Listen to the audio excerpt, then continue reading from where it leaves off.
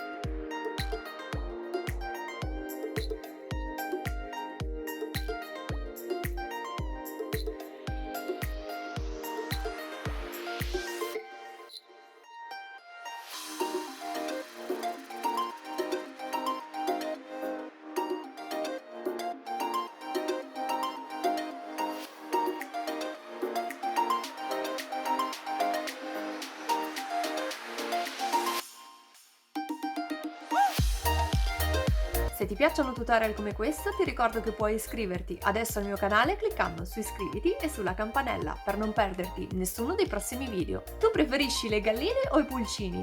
Fammelo sapere nei commenti. E se questo video ti è piaciuto potresti lasciarmi il tuo like e condividerlo sui social.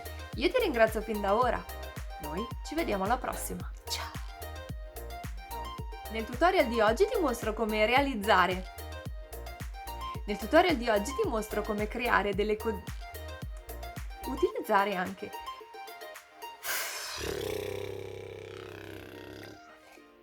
delle decorazioni per la...